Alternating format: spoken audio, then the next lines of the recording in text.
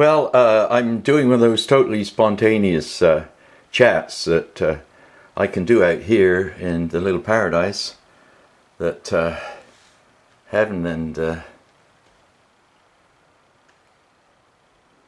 larger community have made available. And my, I believe, responsibility is to try and make sense of some things that I've talked about and try and make sense of them in a new way. So I'm trying to communicate what freedom means for one philosopher. Before we get into too many definitions, in your dictionary, between the word probe, which is a blunt instrument for, I guess, digging into wounds, and problem, which of course is a more substantial and more euphemic instrument, problem, there's a word. And the word is probity. And that word means a quality of conscious awareness that embraces truth, a quality of conscious awareness that has been described as conscientiousness. Now, conscientiousness can both be a value and a disarming problem. I like what Rommel said about conscientiousness. He said his best officers were those people who were intelligent and hardworking. And he said, and the next best ones were the ones who were lazy and also intelligent, but could be encouraged to work in short notice. So he held those in very high esteem. He said, but the really problematic ones that he would like to send over to the other side, in this case, of course, Montgomery, were the conscientious ones who were stupid. And for a lot of my life, I wondered really whether I was one of those conscientious ones who were also stupid, because in many ways I was certainly not looking after my own best interests. I think I did a fair job of looking after the best interests of my children and my family. They all seem to be thriving. And at the same time, they're holding on to their own thought patterns and understandings of the way things are. Now, my main objective was to speak about freedom. For myself, freedom, I guess, as a child, was freedom to see the end of the Second World War, because that indicated that there would be freedom. When the war's over, everyone will be free.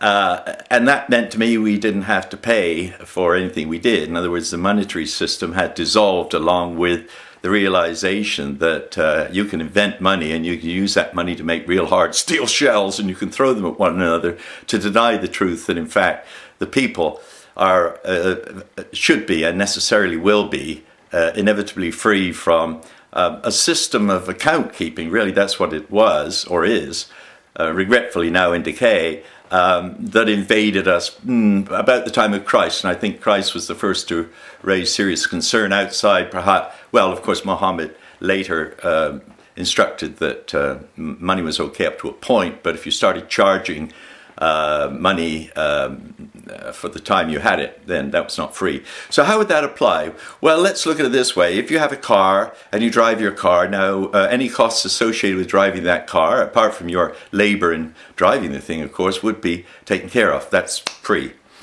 Similarly, if you drove a bus, well, if you were a mechanic, first of all, the mechanic also would be able to do essentially what he does without really being concerned about the numbers. In other words, logistically, yes, he needs nuts and bolts and wrenches and screwdrivers and machines, and we need to evolve our system so that the necessity for people engaged in this kind of work are slowly but slowly reduced in terms of the amount of hours that they have to do to achieve that sense of freedom, which is boxed in by economic necessity, rather than a common sense. I rely primarily on what is known as common source intelligence, and that means to say, although I do analysis, I've never really gone out of my way to be desperately well informed. I know that there are specialists, and I know who some of those specialists are, and I salute them because they've been doing much more substantial, in a sense, literary work, and free thinkers, fluid druids like myself who are looking for eclectic solutions, are a bit more ephemeral. It's thinking, it's doing, it's practicing. But now back to the idea of freedom. Let's say we remove the entire monetary system.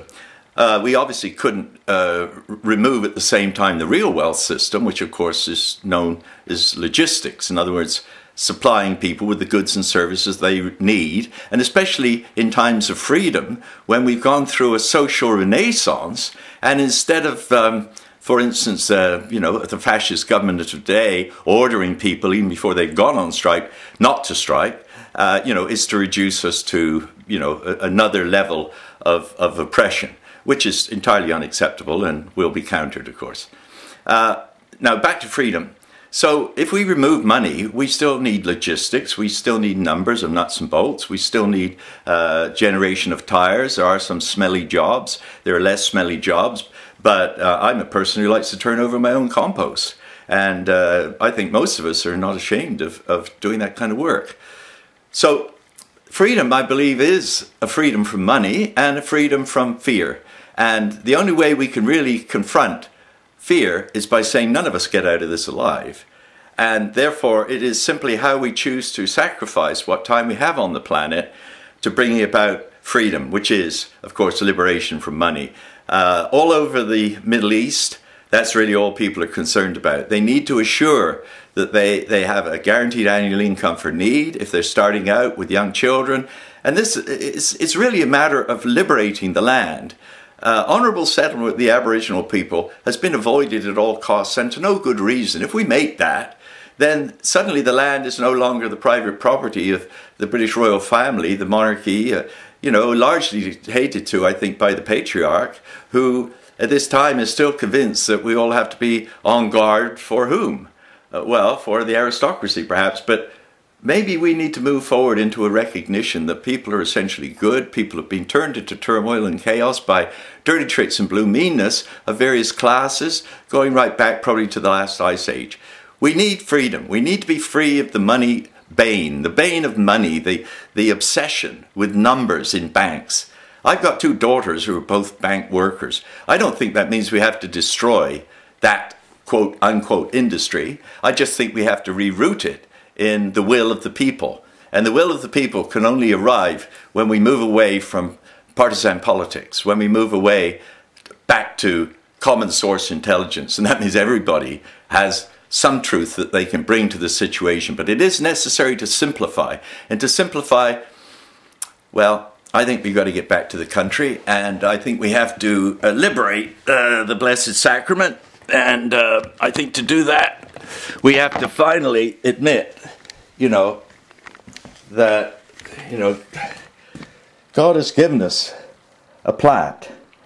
God has given us a plant that can grow in a very small pot and can provide all the medication that a person like myself with aches and pains, a person like myself who dreams of a new future, a person like myself who's saying out there to the world, Egypt, Libya, all of these countries have been assaulted by American foreign policy, which is just a follow-on from the Dulles brothers and their corruptions.